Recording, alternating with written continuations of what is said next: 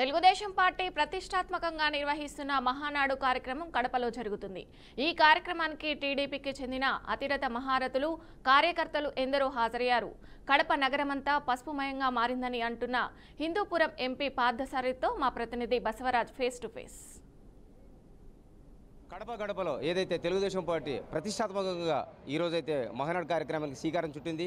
ఈ నేపథ్యంలో ఏదైతే కడప నగరాలన్నీ కూడా, వీధులన్నీ కూడా పసుపు జెండామయమైపోయినాయి.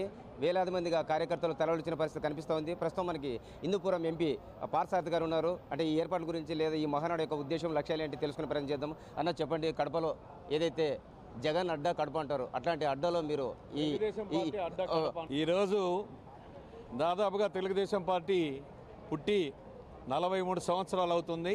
దానిలో 34 మహానాడులు ఏర్పాటు చేశాం అన్ని ప్రాంతాల వారిగా. అదేవిధంగా 3 తరాల నాయకులను మనం చూస్తున్నాం. ఆ రోజు నందమూరి తారక రామారావు గారు, తర్వాత చంద్రబాబు నాయుడు గారు, భవిష్యత్ తరానికి లోకేష్ బాబు గారిని చూస్తున్నాం. ఆవిష్కరిస్తున్నాం నాయకుడిగా, ఆయన్ని స్వాగతిస్తున్నాం. భవిష్యత్తులో ఈ రాష్ట్రానికి ముఖ్యమంత్రి కావాలి. భవిష్యత్తులో ఈ రాష్ట్రాన్ని బాగుపడాలంటే యువత, మహిళలందరూ కూడా అవకాశం ఇవ్వాల్సినటువంటి అవసరం ఉంది. అవకాశం ఇస్తాను అని కూడా మన యువ నాయకుడు కూడా తెలియజేస్తున్నాడు. ఈరోజు రంగరంగ వైభవంగా కడపలో మహానాడు జరుపుకుంటున్నాం. ఎన్నో ఈ తెలుగుదేశం పార్టీ పుట్టిన తర్వాత ఎన్నో సంస్కరణలకు శ్రీకారం చుట్టడం జరిగింది.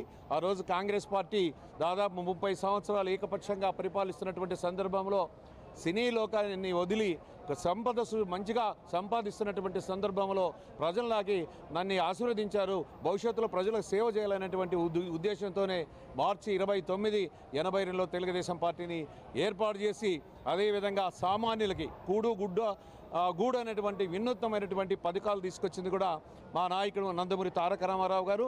అదేవిధంగా సహకార సంస్థలు ఏకగవాక్ష పథకాన్ని తీసుకొచ్చి మాండలిక వ్యవస్థ ప్రజలకు చేరువుగా ప్రభుత్వాలు తీసుకొచ్చినటువంటి పార్టీ.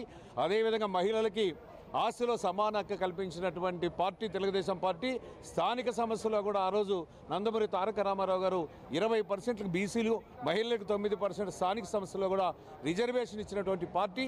అదేవిధంగా ఎన్నో సంస్కరణలు వచ్చాయి. మా నాయకుడు చంద్రబాబు నాయుడు గారు తర్వాత క్రమంలో కూడా ఎన్నో సంస్కరణలు తీసుకొచ్చారు బీసీలకి.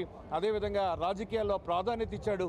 అభివృద్ధి, దేశంలోనే అభివృద్ధి అగ్రగామిగా ఉండాలనేటువంటి దృష్టితోనే ఆ రోజు ఐటీ హైదరాబాద్కి రావడం అయితేనేమి, చాలా ఈరోజు పోలవరం అయితేనేమి, హంద్రీనీవా అయితేనేమి, అమరావతి అయితేనేమి, ఇవన్నీ ఎన్నో ఈరోజు కొత్త సంస్కరణలు తీసుకుని వచ్చి ఈ రాష్ట్రాన్ని భారతదేశంలో అగ్రగామిగా అభివృద్ధి చేయాలనేటువంటి లక్ష్యంతో ముందుకెళ్తున్నాడు.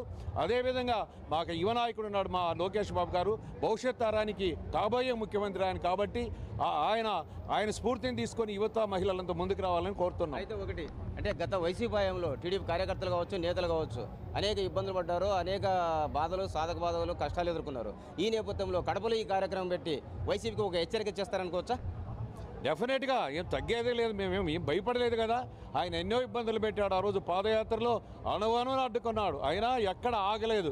లాస్ట్ తుది మేమైతే టార్గెట్ ఇచ్చామో విశాఖపట్నంలో లాస్ట్ అక్కడ వరకు కూడా ఎదరలేదు, బెదరలేదు. అడ్డుకొని ఎన్ని అడ్డగించినా, అన్ని కేసులు పెట్టినా కూడా ధైర్యంగా యువకులు కానీ అందరూ కూడా ముందు కదిలాం. అదే ప్రజల్లోకి ఒక చైతన్యం వచ్చింది. దాని ద్వారానే ప్రతిపక్షం లేకుండా కూడా పోయింది వైఎస్ఆర్ పార్టీకి. ఈరోజు ఖచ్చితంగా బెదిరైతే పరిస్థితి లేదంటున్నారు. ఏదైతే కడప ఈ అడ్డాలో ఈ కార్యక్రమం అయితే మేము ఘనంగా నిర్వహిస్తున్నాము, సంస్కరణలకు పెట్టింది తెలుగుదేశం పార్టీ అని చెప్తా ఉన్నారు.